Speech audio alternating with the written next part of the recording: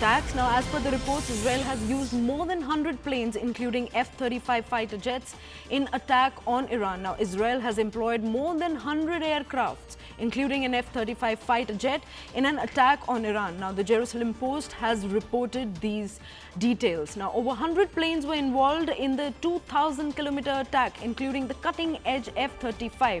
These are the latest inputs that we are tracking from the ground, and Siddhant continues to stay with us on the broadcast. Siddhant, take us through all the details. Right now, we're gathering at this front. Yes, so we have been given to understand that cutting-edge F-35 stealth aircrafts have been used by Israel for the airstrikes over Iran.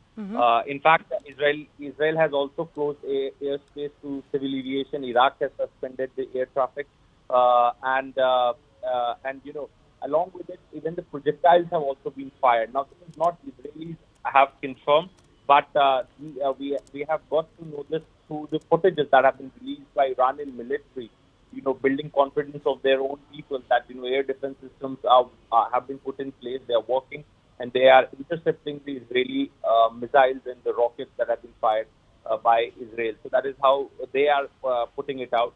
Now let's wait for some more time, because we are still not known that what kind of tech that Israel has used to strike Iran, what targets have been chosen by Israeli side, and what is the and what damage it has caused to Iran and to Syria, because the explosions were also heard in Damascus, Syria. So let's wait for some time that how these air strikes have been conducted and what all mechanisms have been put in place by Israel to attack Iran. Right. Siddhant, also help us understand future military operations. Now, with these escalations, does this operation indicate a real shift in Israel's military strategy moving forward?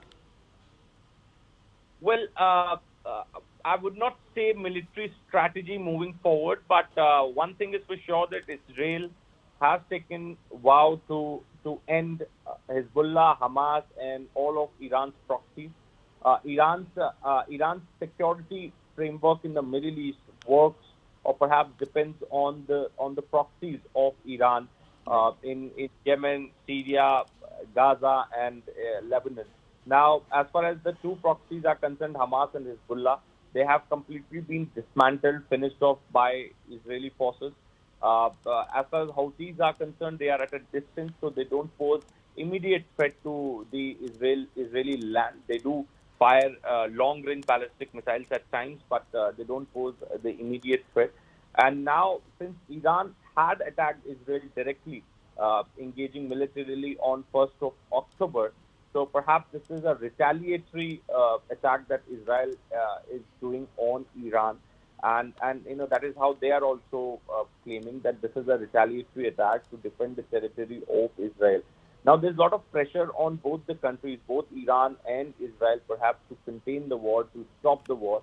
And as I previously also pointed out, the Secretary Blinken was in the Middle East. He spoke to the stakeholders. He was in Israel, held talks with Prime Minister Benjamin Netanyahu, assured Netanyahu for the ironclad support of the United States. But also remember that President Biden wants to leave a legacy behind.